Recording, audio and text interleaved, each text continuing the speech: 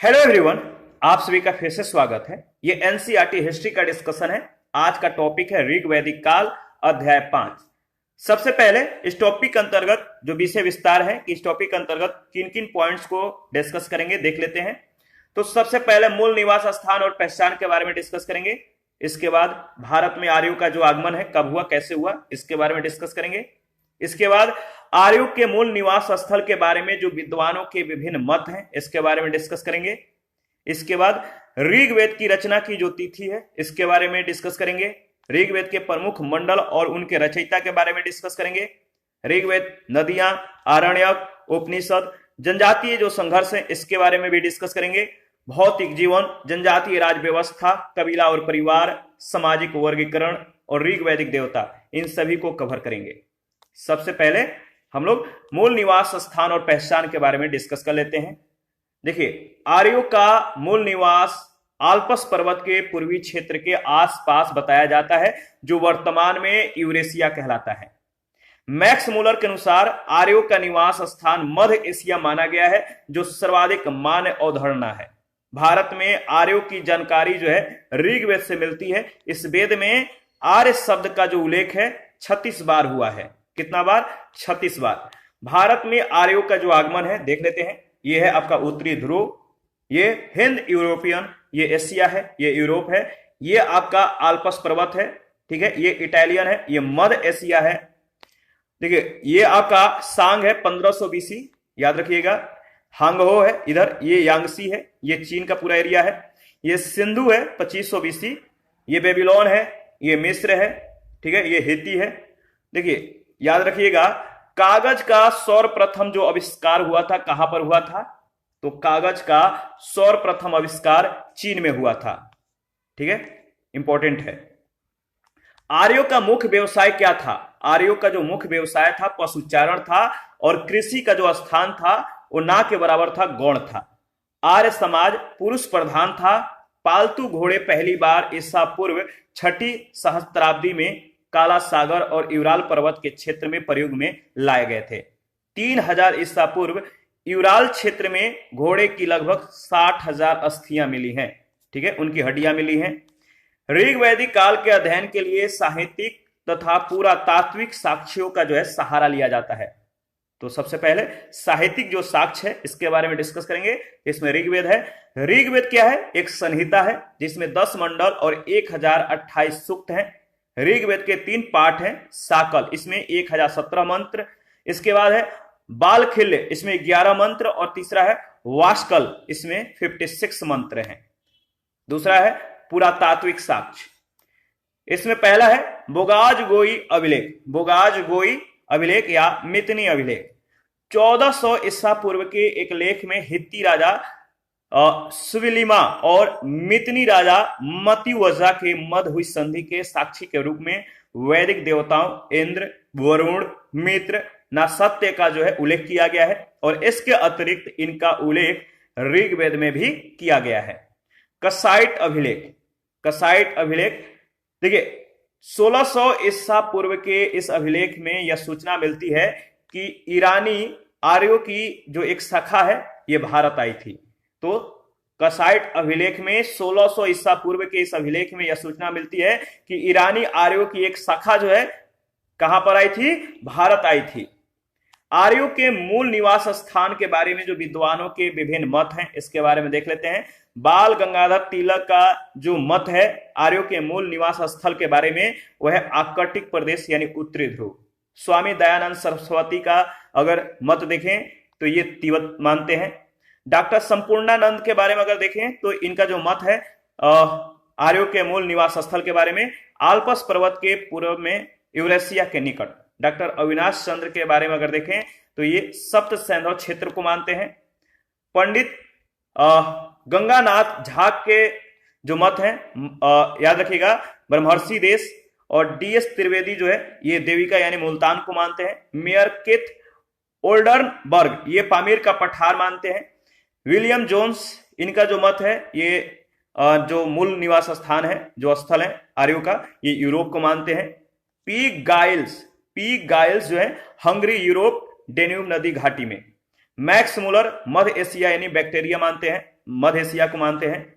और बैडेनिस्टन ये दक्षिणी रूस को मानते हैं। और इसके बाद नेहरिंग एवं गार्डन चाइल्ड्स ये दक्षिणी रूस को मानते हैं।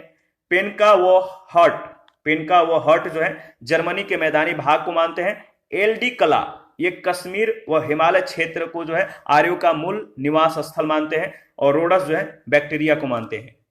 ऋग्वेद की रचना की जो तिथि है याद रखिएगा, देखिए जैकोबी जो है इनका जो अनुमानित तिथि है कितना है, 3000 ईस्वी पूर्व है। मैक्स मुलर का 1200 से 1000 ईस्वी पूर्व। तिलक का जो अनुमानित तिथि है इनके अनुसार कितना है, तो 6000 ईसा पूर्व। और मान्य तिथि जो है 1500 से 1000 ईस्वी पूर्व। और विंटर नित्स का जो मत है अनुमानित तिथि जो है इनके अनुसार 2500 से 2000 ईस्वी पूर्व, याद रखिएगा। सबसे पहले इसके बाद देखिए ऋग्वेद के बारे में डिस्कस करेंगे। ऋग्वेद जो है भारत आगमन के क्रम में आर्य जो है, याद रखिएगा, आर्य मध्य एशिया और ईरान से जो है पहुंचे। भारत आगमन के क्रम में आर्य मध्य एशिया और ईरान से पहुंचे। भारत में आर्यों की जानकारी ऋग्वेद से मिलती है। ऋग्वेद हिंद यूरोपीय भाषाओं का सबसे प्राचीनतम और पवित्र ग्रंथ है। ऋग्वेद में अग्नि, इंद्र, मित्र, वरुण आदि देवताओं की स्तुतियां संग्रहित है, जिनकी रचना विभिन्न गोत्रों के ऋषियों और मंत्र सृष्टाओं ने की है। देखिए इसमें 10 मंडल या भाग हैं।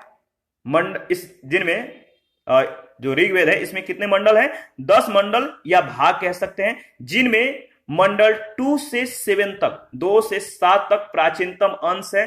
प्रथम और दशम मंडल सबसे अंत में जोड़े गए हैं। ऋग्वेद के मंत्रों का पाठ करने वाला पुरोहित होत्री कहलाता था। क्या? होत्री, याद रखिएगा, इंपॉर्टेंट है, यहां से प्रश्न पूछे गए हैं। इसके बाद देखिए ऋग्वेद के प्रमुख मंडल व उनके रचयिता। प्रथम मंडल के जो रचयिता है याद रखिएगा कौन है, मधुछंदा और मेघातिथि। द्वितीय जो मंडल है इसके रचयिता है ग्रीष्मद भार्गव। तृतीय जो मंडल है इसके रचयिता है विश्वामित्र। गायत्री मंत्र का उल्लेख जो है इसमें किया गया है। चौथा वामदेव, कृषि संबंधी प्रक्रिया से संबंधित जो है। और पांचवा जो है अत्रि, छठा भारद्वाज, सातवां वशिष्ठ, ठीक है। आठवां मंडल के रचयिता है कणव ऋषि व अंगिरस। नौवां जो मंडल है इसके रचयिता जो है पौमान अंगिरा। सोम का वर्ण जो है इसमें किया गया है। 10वां जो मंडल है इसके रचयिता है क्षुद्र सुक्तिये या क्षुद्र सुक्तिये और महासुक्तिये। ऋग्वेद उल्लेखित शब्द, पहला जो है शब्द पिता, उल्लेख 335, जन 275, इंद्र कितना 250 बार। माता का जो उल्लेख है, इस शब्द का उल्लेख इसमें कितना बार हुआ है, 234 बार। अश्व 215, अग्नि 200 बार, गौ यानी गाय, इस शब्द का उल्लेख इसमें 176 बार हुआ है। विष 170, आप देख सकते हैं। सोम देवता 144 बार, विदत 122 बार, विष्णु का 100 बार, गण का 46 बार, ब्रज गौशाला का 45 बार, कृषि का 33 बार, वरुण का 30 बार, वर्ण का 23 बार, ठीक है। पृथ्वी का इसमें जो है 1 बार उल्लेख है। राजा का 1 बार, गंगा का 1 बार, शूद्र का 1 बार, वैश्य का 1 बार, रुद्र का 3 बार, यमुना शब्द का उल्लेख 3 बार, सभा का 8 बार, समिति का 9 बार, क्षत्रिय का 9 बार, राष्ट्र का 10 बार, बृहस्पति का 11 बार, ग्राम का 13 बार, ब्राह्मण का 15 बार और सेना का 20 बार जो है उल्लेख हुआ है। चौथे मंडल के 3 मंत्रों की रचना 3 राजाओं ने की है, ठीक है, याद रखिएगा। चौथे मंडल के 3 मंत्रों की जो रचना है कितने राजाओं ने, 3 राजाओं ने की है। कौन कौन, तो त्रासदस्यु, अजमीढ़ और पुरमीढ़, ठीक है। चौथे मंडल के 3 मंत्रों की रचना 3 राजाओं ने की है, त्रासदस्यु, अजमीढ़ और पुरमीढ़। 9वां मंडल सोम को समर्पित है, अतः इससे सोम मंडल भी कहा गया है। 10वां मंडल सबसे अंत में जोड़ा गया है, अतः इसी के एक भाग पुरुष सूक्त में चतुर्वर्ण व्यवस्था की जो है स्थापना की सूचना मिलती है। इसी मंडल में देवी सूक्त का उल्लेख है, जिसमें वाक शक्ति का उपासना की गई है। किसका? वाक शक्ति का।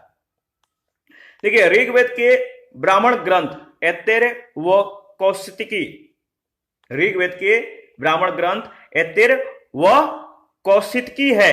आयुर्वेद को ऋग्वेद का उपवेद कहा जाता है। ऋग्वेद की सर्वाधिक पवित्र नदी सरस्वती थी। यहां से प्रश्न कई बार पूछे गए हैं। इसे नदीत्मा, नदियों में सर्वश्रेष्ठ कहा गया है, नदीत्मा। देखिए ऋग्वेद जो है इसमें इसके जो ब्राह्मण है कौशितकी, ऐतरेय। यजुर्वेद के, अच्छा इसमें सूक्त कितना है, 1028 मंत्र हैं। और इसके जो उपनिषद हैं याद रखिएगा कौन कौन से हैं। तो एक बार मैं इसको पूरा मतलब ओवरव्यू कर देता हूं ताकि आप पूरे अच्छे से जो है इसको एनालिसिस कर पाए। तो चलिए ये होगा आपका पूरा फुल पेज। तो देखिए इसमें जो ऋग्वेद है इसमें इसके जो ब्राह्मण है कौशितकी और ऐतरेय। सूक्त कितना है तो 1028। उपनिषद कौशितकी और ऐतरेय, अरण्यक ऐतरेय और कौशितकी, अध्येता यानी इसको अध्ययन करने वाला होत्री कहलाता है। और उपवेद क्या है, आयुर्वेद प्रजापति प्रवर्तक। यजुर्वेद का जो ब्राह्मण है तैत्तिरीय, शतपथ, ठीक है। और उपनिषद इसके तैत्तिरीय, कठी, श्वेताश्वर, इस, बृहदारण्यक, ठीक है, और मैत्रायणी। आरण्यक जो है तैत्तिरीय, बृहदारण्यक और शतपथ। जो अध्येता है यानी अध्ययन करने वाले, इसे इसके यानी यजुर्वेद को अध्ययन करने वाले को क्या कहते हैं, अध्वर्यु। और उपवेद क्या है तो धनुर्वेद, विश्वामित्र, याद रखिएगा। सामवेद जो है पंचविश, इसे तांडड्य ब्राह्मण भी कहते हैं, तांडड्य। और इसमें जो सूक्त है 1875 मंत्र हैं। उपनिषद कौन कौन सा है तो केन है, छांदोग्य है, आरण्यक, जैमिनीय और छांदोग्य। और इसके अध्ययनकर्ता को उद्गाता कहते हैं। और इसका उपवेद है गंधर्व वेद, नारद। अथर्ववेद का जो ब्राह्मण है गोपथ है। सूक्त कितना है 6000 मंत्र है। उपनिषद मांडुक्य, प्रश्न और मुंडक। अध्येता यानी अध्ययन करने वाले को ब्रह्म। और उपवेद जो है शिल्प वेद, विश्वकर्मा, याद रखिएगा। इराक में मिले 1600 ईस्वी पूर्व के कसाइट अभिलेख में तथा सीरिया में मितनी अभिलेखों में आर्यों का जो नाम है इसका उल्लेख मिलता है। आर्य नाम का उल्लेख किया गया है। भारत में आर्य भाषा भाषियों का जो आगमन है 1500 ईस्वी पूर्व से कुछ समय पूर्व हुआ। ऋग्वेद जो नदियां हैं, देखिए जो प्राचीन नाम और जो आधुनिक नाम है इसको याद रखिएगा, यहां से प्रश्न पूछे गए हैं, बहुत ज्यादा इंपॉर्टेंट है। तो जो वितस्ता है इसका आधुनिक नाम झेलम है। विपाशा, व्यास, परुष्णी, इसको अभी जो है आधुनिक जो नाम है इसको अभी रावी कहते हैं, परुष्णी को। और इसके बाद है द्विजदती, इसे घगर नदी कहते हैं, चौतांग। क्रुब को कुरम, कुभा को काबुल, सदानीरा गंडक कहलाता है। अस्किनी को चिनाब नदी कहते हैं, सतुद्री को सतलज कहते हैं। और जो गोमल है इसको गोमती कहते हैं। और मरुद वृद्धा जो है इसको कमरू वर्मन कहते हैं। सिंधु नदी को सिंध बोलते हैं। सरस्वती को घग्घर। और सुषोमा को जो है सोहन। और सुवास्तु को स्वात नदी कहते हैं। आधुनिक नाम याद रखिएगा, यहां से प्रश्न पूछे जाते हैं, बहुत ज्यादा इंपॉर्टेंट है। देखिए ऋग्वेद में सिंधु नदी का 30 से अधिक बार जो है उल्लेख किया गया है। सिंधु नदी का 30 से भी ज्यादा बार जो है उल्लेख है, जबकि गंगा को 2 बार और यमुना को 3 बार उल्लेख किया गया है। सर्वाधिक महत्वपूर्ण नदी सरस्वती को माना गया है। सरस्वती नदी की भौगोलिक अवस्थिति पश्चिम में सतलज तथा पूर्व में यमुना के मध्य मानी गई है। सप्त सिंधु, भारत की निम्नलिखित 7 सर्वाधिक पवित्र नदियों को सामूहिक रूप से जो है सप्त सिंधु कहा जाता है। पहला सप्त सिंधु में जो शामिल है, पहला है गंगा, दूसरा है यमुना, तीसरा है सिंधु, चौथा है सरस्वती, पांचवा है गोदावरी, छठा है नर्मदा और सातवां है कावेरी। देखिए आर्य शब्द से एक जाति विशेष को समझा जाता है। आरंभिक भारतीय विद्वानों ने इस शब्द का यही अर्थ लगाया है। आर्यों को, जो आर्य हैं, आर्यों को भारतीय सभ्यता व संस्कृति का संस्थापक माना गया है। आर्य शब्द संस्कृत भाषा से लिया गया है, जिसका अर्थ होता है उत्तम, श्रेष्ठ व्यक्ति या उच्च कुल में उत्पन्न माना जाता है। तो याद रखिएगा आर्य शब्द का जो अर्थ है क्या होता है।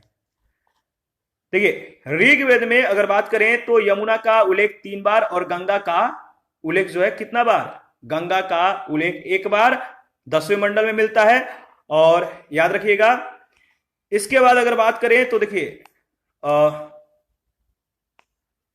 ठीक है, देखिए अगर बात करें तो गंगा का जो उल्लेख है इसको देखिए, इसको जाह्नवी नदी भी बोलते हैं और एक बार उल्लेख किया गया है।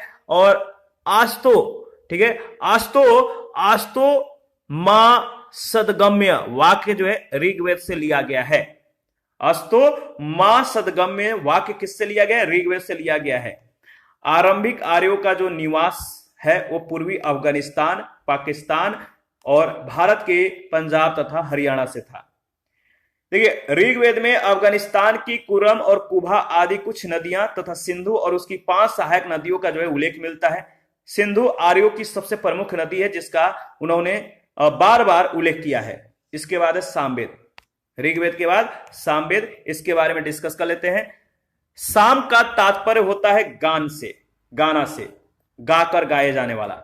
सामवेद से ही सर्वप्रथम जो है, याद रखिएगा, सामवेद से ही सर्वप्रथम 7 स्वरों यानी जो 7 स्वर हैं सा रे गा मा प ध नी, इनकी जानकारी प्राप्त होती है और इसीलिए इसे भारतीय संगीत का जनक माना जाता है। सामवेद के, याद रखिएगा, सामवेद के मंत्र क्या सूर्य देवता को समर्पित है। सामवेद का जो मंत्र है किनको समर्पित है? सूर्य देवता को।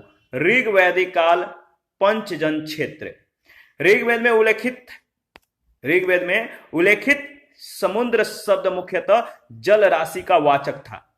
तो एक बार जो है इसको देख लीजिए, ये है कुभा, क्रोमु, ये सुषमा, ये है आपका अस्कनी चिनाब, ये वितस्ता झेलम, परुष्णी रावी, ये विपाशा ब्यास, ये सतुद्री सतलज, ये माउंट कैलाश है, ये आपका जो है ब्रह्मपुत्र नदी है, ये मानसरोवर है, ये आपका पुरु है। ये 10 राजाओं का युद्ध जो है यहां पे हुआ था। और इसके बाद देखिए इधर गंधार है, ये सिंधु नदी है, ये वाला, ये सप्त सिंधु क्षेत्र है। आगे बढ़ते हैं। देखिए ऋग्वेद काल में वशिष्ठ और विश्वामित्र 2 महान पुरोहित हुए। ऋग्वेद में या ऋग्वेद काल में जो है, याद रखिएगा, वशिष्ठ और विश्वामित्र 2 महान पुरोहित हुए। वशिष्ठ रूढ़िवादी और विश्वामित्र उदार प्रकृति के थे। लोगों को आर्य बनाने के लिए विश्वामित्र ने गायत्री मंत्र की जो है रचना की थी। सामवेद में कुल 1875 छंद हैं, जिनमें 99 को जोड़कर, याद रखिएगा, जिनमें क्या किया गया, जिनमें 99 को जोड़कर नहीं, छोड़कर 99 को 1875 जो है सामवेद में कुल छंद है, जिनमें 99 को छोड़कर शेष सभी ऋग्वेद में भी उपलब्ध हैं। 99 जो है इनको छोड़ दिया जाए तो जो भी छंद है वो ऋग्वेद में भी उपलब्ध है, मौजूद है। कौमुदीय, रणयनीय और जैमिनीय सामवेद की 3 मुख्य शाखाएं हैं। कौन कौन? कौमुदीय, रणयनीय और जैमिनीय। सामवेद का ऋत्विक उद्गाता कहलाता था। सामवेद का ऋत्विक क्या कहलाता था?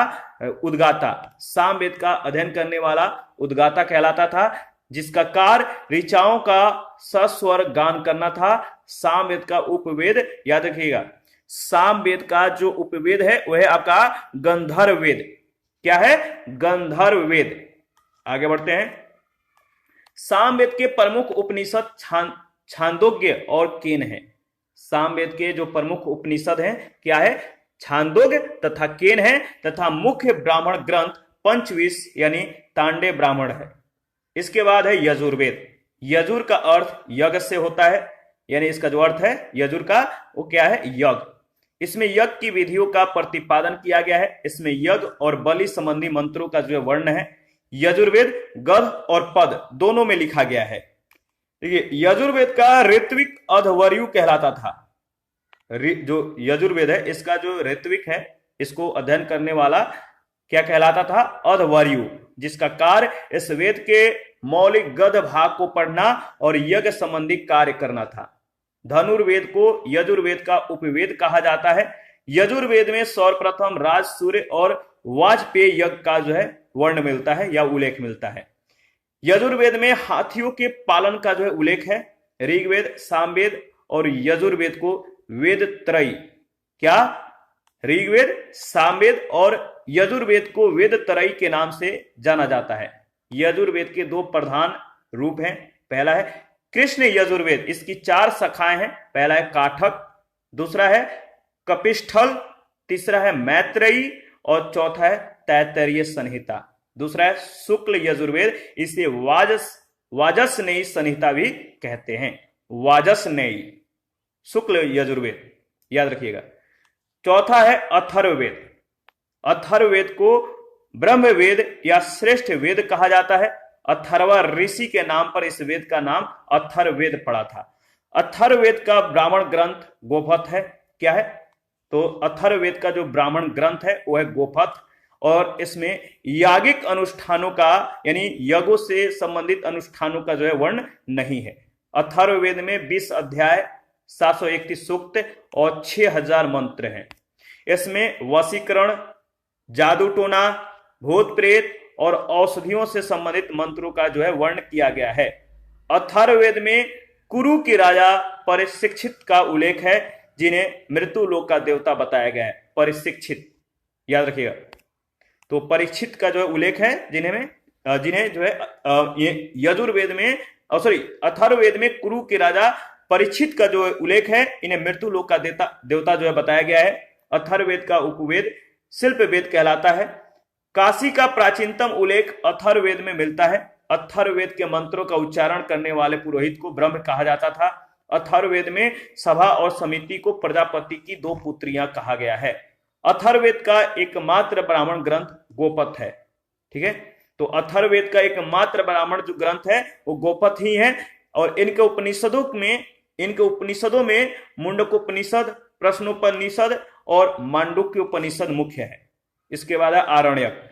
आरण्यक मूलतः ब्राह्मण ग्रंथों के परिशिष्ट के रूप में पाए जाते हैं। वनों में रचे जाने के कारण ये आरण्यक कहे गए हैं। आगे बढ़ते हैं। देखिए, अगर बात करें तो याद रखिएगा, वर्तमान में उपलब्ध 7 प्रमुख आरण्यक ऐत्रेय, तैत्तरीय, मागनदीन, संखायन, मैत्रायणी, तलवकार और बृहदारण्यक है। उपनिषद के बारे में डिस्कस करेंगे।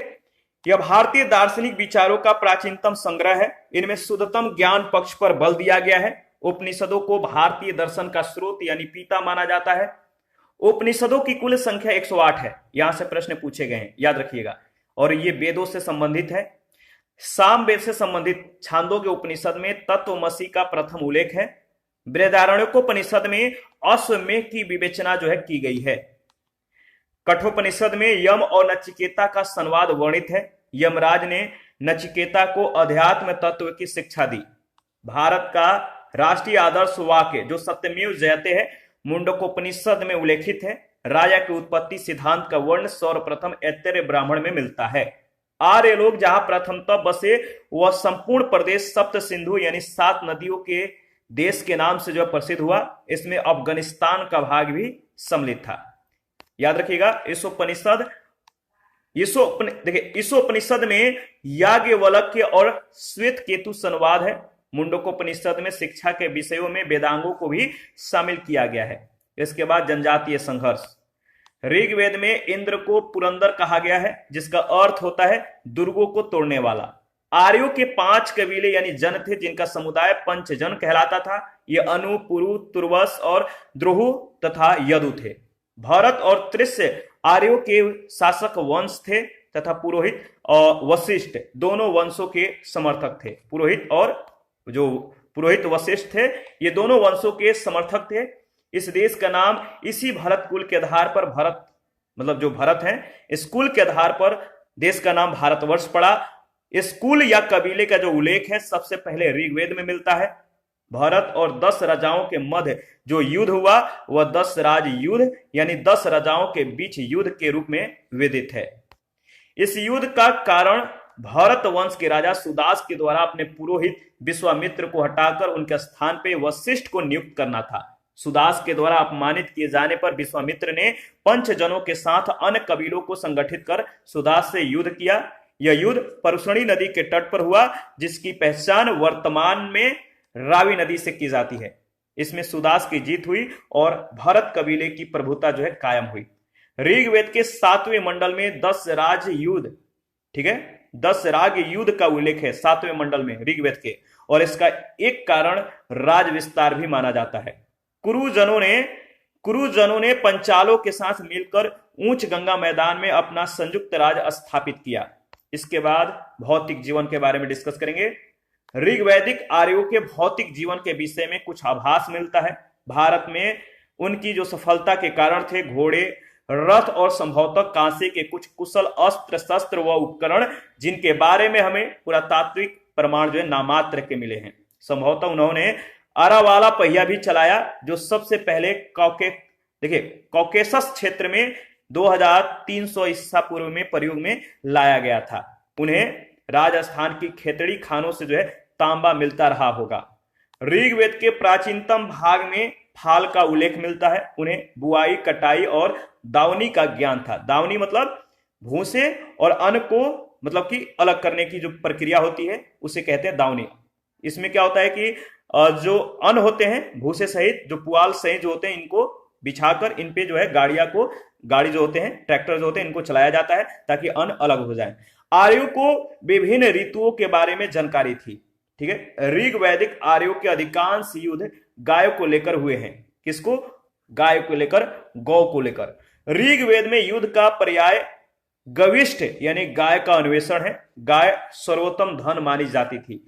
ऋग्वैदिक लोग गाय चराने, खेती करने और बसने के लिए भूमि पर अधिकार करते थे, परंतु भूमि निजी संपत्ति नहीं होती थी। ऋग्वेद में बढ़ई, रथकार, बुनकर, चर्मकार, कुम्हार आदि शिल्पियों के उल्लेख मिलते हैं।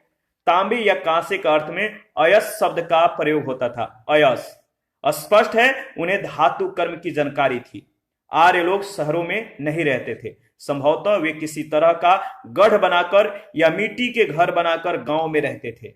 जनजातीय राज व्यवस्था, इसके बारे में डिस्कस कर लेते हैं। ऋग्वैदिक काल में आर्यों का प्रशासनिक तंत्र कबीले के प्रधान के हाथों में था। यह राजन यानी राजा कहलाता था। ऋग्वैदिक काल में राजा का पद आनुवांशिक हो चुका था। ठीक है, राजा एक प्रकार का सरदार यानी मुखिया होता था। उसके पास असीमित अधिकार नहीं थे, क्योंकि उसे कबीले से सलाह लेनी पड़ती थी। कबीले की आम सभा को समिति कहते थे, या जो कबीला था, कबीले की आम सभा समिति कहलाती थी। अपने राजा का चुनाव करती थी। वह कबीले के मवेशी की रक्षा करता था, युद्ध का नेतृत्व करता था और कबीले की ओर से देवताओं की प्रार्थना करता था। सभा, समिति, विदत और गण जैसे संगठन विचार विमर्श करते। ठीक है, याद रखिएगा, इंपॉर्टेंट है। इसके बाद देखिए, अगर बात करें तो सैनिक और धार्मिक कार्य यही देखते थे। ऋग्वैदिक काल में स्त्रियां सभा और विदत में भाग लेती थी। याद रखिएगा, इंपॉर्टेंट है। तो सभा, समिति, विदत और गण जैसे संगठन विचार विमर्श करते थे और सैनिक तथा धार्मिक कार्य देखते थे। ऋग्वैदिक काल में स्त्रियां जो है सभा और वेदत में ये भाग लेती थी।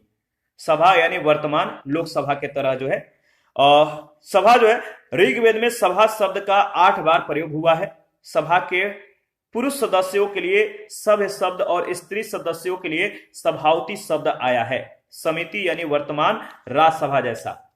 ऋग्वेद में समिति का जो उल्लेख है 9 बार हुआ है, परंतु उत्तर वैदिक काल में इसका महत्व बढ़ता हुआ प्रतीत होता है। अथर्ववेद में सभा व समिति को प्रजापति की पुत्रिया कहा गया है। यहां से कई बार प्रश्न पूछे गए हैं। अथर्ववेद में इस बात का प्रमाण मिलता है कि समिति में स्त्रियों का जो प्रवेश है संभव था। विदत ये क्या है?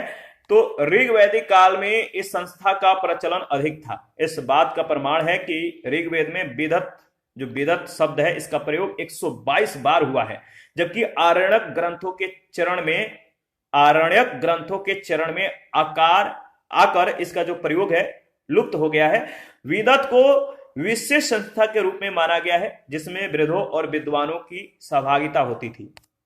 दैनिक प्रशासन में कुछ अधिकारी राजा की सहायता करते थे और सबसे महत्वपूर्ण अधिकारी पुरोहित होता था। पुरोहित के बाद संभवतः जो है सेनानी का स्थान था, जो भाला, कुल्हाड़ी और तलवार आदि शस्त्र चलाना जानते थे। युद्ध में प्राप्त भेंट और लूट की वस्तुएं वैदिक सभा में जो है बांट दी जाती थी। चारागाह या बड़े जत्थे का प्रधान वाज्रपति, याद रखिएगा, वाज्रपति कहलाता था। परिवारों के प्रधानों को कुलप तथा लड़ाकू दलों के प्रधानों को ग्रामीण कहा जाता था। राजा कोई नियमित या अस्थायी सेना नहीं रखता था, लेकिन युद्ध के समय स्वजनों की सेना यानी मिलिशिया संगठित कर लेता था। कबीला और परिवार के बारे में डिस्कस करेंगे। तो देखिए, कबीला और परिवार, व्यक्ति की पहचान उसके कुल या गोत्र से होती थी। जो व्यक्ति हैं इनकी पहचान किससे होता था? कुल या गोत्र से। लोगों की सबसे अधिक आस्था अपने अपने कबीलों के प्रति रहती थी, जिसे जन कहा जाता था। ऋग्वेद में जन शब्द का जो उल्लेख है वो 275 बार हुआ है, परंतु जनपद यानी राज क्षेत्र शब्द जो है एक बार भी नहीं आया है। ऋग्वेद में दूसरा महत्वपूर्ण जो शब्द है वह है विष, जो कबीले के अर्थ में मिलता है। ऋग्वेद में इसका उल्लेख 170 बार हुआ है। वैश्य नामक बहुसंख्यक वर्ग का जो उदय है इसी विष या कबायली जन समूह से हुआ है, याद रखिएगा।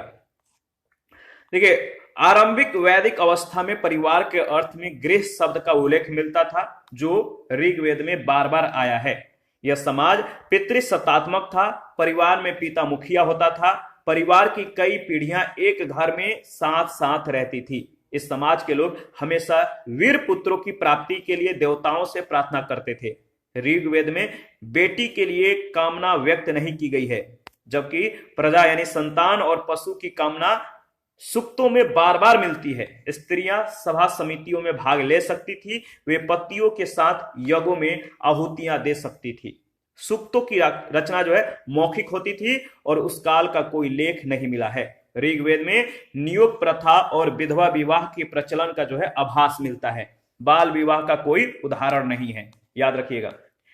वैदिक काल में प्रयुक्त जो शब्द हैं, गाय के लिए जो प्राचीन नाम है वह है अघन्या, यानी जिसका वध न हो। राजा के लिए गोप्ता, अतिथि के लिए गोहंता या गोहन, धनी व्यक्ति के लिए गोमत, समय के लिए गोधुली, और जो दूरी है इसके लिए गौयुति। ठीक है, गौयुति। नाई के लिए वाप्ता, बढ़ई के लिए तक्षण, युद्ध के लिए गविष्ठ, गविष्ठ, गेसु और गम्य, तीनों शब्द याद रखिएगा। पुत्री के लिए दुहिता। आगे बढ़ते हैं। और जुलाहा के लिए तंतुवाय, हलवाहा के लिए किवासा। देखिए, इसके बाद अनाज कोठार के लिए अस्थिवी, अनाज के लिए धान्य, मरुस्थल के लिए धन्व और उपजाऊ भूमि के लिए उर्वरा। ये सभी जो है नाम याद रखना है। इसके बाद पशु चारण योग्य भूमि के लिए खिल्य, बड़ी नहर के लिए कुल्या, हल से बनी नालियों के लिए सीता, हल के लिए लांगल और गोबर की खाद को करीस। ये सभी जो नाम है याद रखिएगा। इसके बाद आगे बढ़ते हैं। देखिए, अगर बात करें तो सामाजिक वर्गीकरण, सामाजिक वर्गीकरण किस प्रकार से था याद रखना है। देखिए, वर्ण शब्द का जो प्रयोग है रंग के अर्थ में होता था। जो वर्ण शब्द है इसका प्रयोग किस तरह से होता था? रंग, कलर के अर्थ में होता था। ऐसा प्रतीत होता है कि आर्य भाषा भाषी गौर वर्ण के थे और मूलवासी लोग काले रंग के थे। तो आर्य भाषा भाषी गौर यानी गोरे वर्ण के थे, गोरे लोग थे। मूलवासी लोग काले रंग के थे। ऋग्वेद में आर्य वर्ण और दास वर्ण का उल्लेख है। धीरे धीरे कबायली समाज 3 वर्गों में विभक्त हो गया: योद्धा, पुरोहित और सामान्य लोग, जिन्हें प्रजा कहा जाता था। चौथा वर्ग जो है शूद्र कहलाता था। इसका साक्ष्य ऋग्वेद काल के अंत में मिलता है। इसका सर्वप्रथम उल्लेख ऋग्वेद के 10वें मंडल में है, जो सबसे अंत में जोड़ा गया है। ऋग्वेद युग में व्यवसाय के आधार पर समाज में विभेदीकरण आरंभ हुआ। ऋग्वेद में किसी परिवार का एक सदस्य कहता है, मैं कवि हूं, मेरे पिता वैद्य हैं और मेरी माता चक्की चलाने वाली है। भिन्न भिन्न व्यवसायों से जीविकोपार्जन करते हुए हम एक साथ रहते हैं। ऋग्वैदिक देवता, इनके बारे में डिस्कस कर लेते हैं। ऋग्वैदिक जो देवता है, सबसे पहले अगर देखें तो बोगाज कोई अभिलेख, समय क्या है 1400 ईस्वी पूर्व में अनेक वैदिक देवताओं जैसे मित्र, वरुण, इंद्र, नसात्य, इनका उल्लेख किया गया है। इन देवताओं का उल्लेख ऋग्वेद में भी किया गया है। ऋग्वैदिक देवियां, तो देखिए, सावित्री जो देवी हैं, इनका जो कार्य क्षेत्र था सूर्य को प्रेरणा प्रदान करने वाली देवी के रूप में। पृथ्वी जगत की माता कहलाती थी। उषा अरुणोदय यानी प्रातः काल की देवी थी। अदिति देवों की महान माता, देवों की जननी, सृष्टि का मूल आधार थे, मतलब ये थी। सिंधु जो है इनको नदी देवी के रूप में जाना जाता था। पुरापाधी उर्वरता की देवी कहलाती थी। रात्रि रात की देवी, अरण्यानी वन देवी, दिशान वनस्पति की देवी, आपह जल देवी, इला आराधना की देवी, ठीक है, और सूर्य देवता की पुत्री कहलाती थी। पृथ्वी के देवता के बारे में अगर बात करें तो देखिए, पहला अग्नि जो देवता है, इनका जो कार्य क्षेत्र था प्रकाश का देवता, यज्ञ और गृह दोनों। इनकी विशेषताएं ऋग्वेद में 200 बार इनका उल्लेख हुआ है अग्नि का। पृथ्वी के सर्वश्रेष्ठ देवता के रूप में जो है इन्हें मतलब की ख्याति मिला हुआ है। और गौ और पृथ्वी के पुत्र, ऋग्वेद में अग्नि को ज्ञात वेदस यानी चर अचर का ज्ञाता, हिरण्य दंत सुनहरे दांत वाला, धूमकेतु भुवन चक्षु यानी सर्वदृष्टा, और इसके बाद ऋतस्य गोपा की संज्ञा, और इसके बाद मृत्युलोक और स्वर्गलोक के बीच विभाजक रेखा।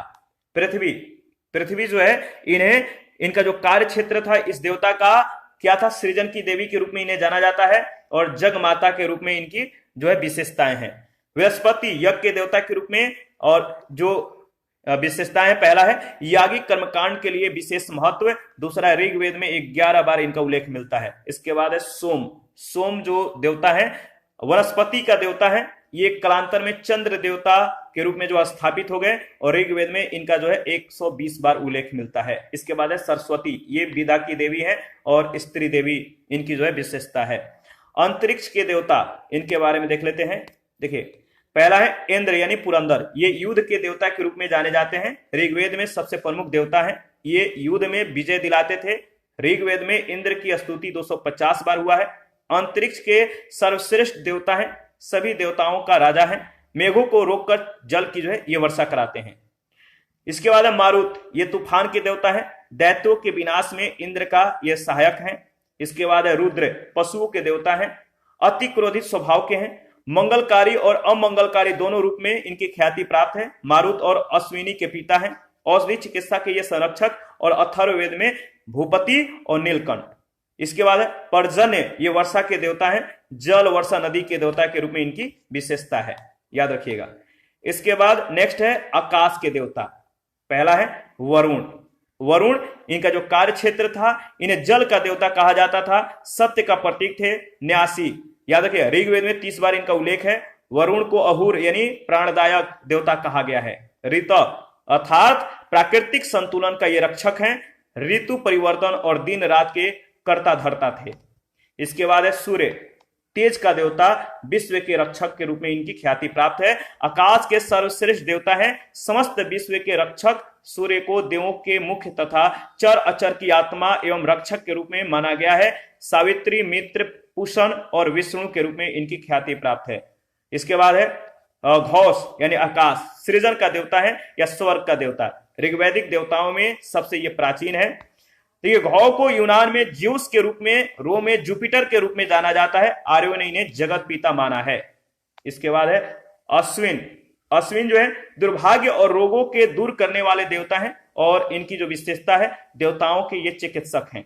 इसके बाद है उषा, प्रगति व उत्थान की देवी हैं, और सूर्योदय के पूर्व के रमणीय बेला की देवी हैं। प्रातः काल की भी इन्हें देवी माना जाता है। इसके बाद है विष्णु, विश्व के संरक्षक व पालनकर्ता और आकाश के स्थिरकर्ता, इन्हें जो है इसकी विशेषता इस रूप में इन्हें मिला हुआ है।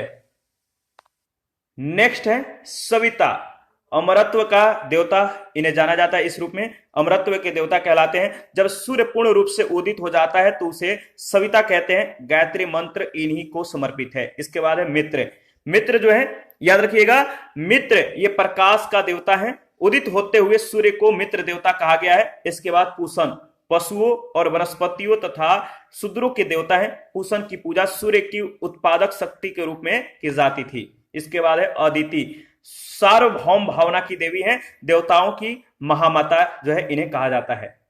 इंद्र पर 250 सूक्त है। इंद्र को वर्षा का देवता माना गया है, जो वर्षा कराते हैं। अग्नि का दूसरा स्थान है, इस पर जो है 200 सूक्त है। अग्नि की भूमिका जंगलों को जलाने, खाना पकाने आदि कार्यों में थी। तीसरा स्थान वरुण का है, जो जल या समुद्र का देवता माना गया है। इसे ऋतु यानी प्राकृतिक संतुलन का रक्षक माना गया है, कहा गया है। सोम को वनस्पतियों का अधिपति माना गया है, और एक मादक रस सोमरस इसी के नाम पर जो है पड़ा है। ऋग्वेद का याद रखिएगा 9वां मंडल सोम की स्तुति करता है। ऋग्वेद में उषा, अदिति, सूर्य आदि देवियों का उल्लेख है। ऋत की व्याख्या सृष्टि की नियमितता, भौतिक व नैतिक व्यवस्था और अंतरिक्षीय व्यवस्था आदि रूपों में की गई है। उत्तर वैदिक काल में ऋत पूर्ण रूप से लुप्त हो चुका था। इसके बाद देखिए याद रखिएगा, ऋग्वेद के एक मंत्र में रुद्र यानी शिव को त्रयंबक कहा गया है। क्या कहा गया है? त्रयंबक। मारुत आंधी के देवता के रूप में जाने जाते थे। मारुत आंधी के देवता। देवताओं में कुछ देवियां जैसे अदिति और उषा जो प्रभात के प्रतिरूप हैं।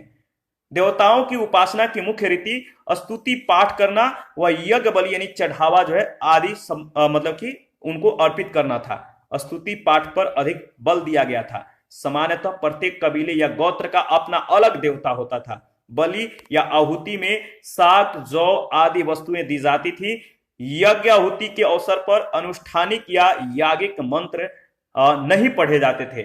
पूषण याद रखिएगा, ऋग्वैदिक काल में पशुओं के देवता थे जो उत्तर वैदिक काल में शूद्रों के देवता हो गए। संपूर्ण वैदिक काल के दौरान लोगों ने किसी मंदिर का निर्माण नहीं किया और न ही किसी प्रकार की मूर्ति पूजा की थी। इस बात को याद रखिएगा, बहुत ज्यादा इंपॉर्टेंट है। इस पर आधारित जो पहला प्रश्न पूछा गया है, सूची 1 सूची 2 के साथ आपको मिलान करना है। तो चलिए मिलान करते हैं। इसका सही जवाब क्या होगा बताइए, कूट को मिलान कीजिए। तो देखिए इसका सही जवाब हो जाएगा अथर्ववेद का जो संबंध है किससे है? अथर्ववेद। यानी इसका जो सही जवाब हो जाएगा औषधियों से संबंधित। अथर्ववेद औषधियों से संबंधित। इसके बाद ऋग्वेद ईश्वर महिमा। यजुर्वेद का जो संबंध है वह है बलिदान विधि और सामवेद का जो संबंध है संगीत से है। इसका सही जवाब हो जाएगा ऑप्शन बी। इसके बाद नेक्स्ट प्रश्न सेकंड, निम्नलिखित में से कौन सा अभिलेख ईरान से भारत में आर्यों के आने की सूचना देता है? वह कौन सा अभिलेख है जो ईरान से भारत में आर्यों के आने की जो है सूचना देता है? वह है बोगाजकोई। यज्ञ संबंधी विधि विधानों का ज्ञान होता है। यज्ञ संबंधी विधि विधानों का जो ज्ञान होता है बताइए, यजुर्वेद से। डी ऑप्शन बिल्कुल करेक्ट ऑप्शन है। आगे बढ़ते हैं, प्रश्न संख्या 4, आध्यात्मिक ज्ञान के विषय में। आध्यात्मिक ज्ञान के विषय में नचिकेता और यम का संवाद किस उपनिषद में वर्णित है? तो कठोपनिषद में। पुरुष मेघ का उल्लेख किस ग्रंथ में हुआ है? तो शतपथ ब्राह्मण में। इसके बाद सेक्शन नंबर, सत्यमेव जयते शब्द कहां से लिया गया है? तो मुंडकोपनिषद से। किस वैदिक साहित्य के मोक्ष का उल्लेख मिलता है? तो उपनिषद। डी ऑप्शन बिल्कुल करेक्ट ऑप्शन है। प्रश्न संख्या 8, वेद शब्द का क्या अर्थ होता है? तो वेद का अर्थ होता है ज्ञान। ए ऑप्शन बिल्कुल करेक्ट ऑप्शन है। 9 नंबर, ऋग्वेद की मूल लिपि क्या थी? ऋग्वेद की मूल लिपि थी ब्राह्मणी लिपि। डी ऑप्शन बिल्कुल करेक्ट ऑप्शन है। इसी के साथ आज का सेशन समाप्त करते हैं। नेक्स्ट सेशन में उत्तर वैदिक काल, राज और वर्ण व्यवस्था की ओर जो है हम लोग डिस्कस करेंगे।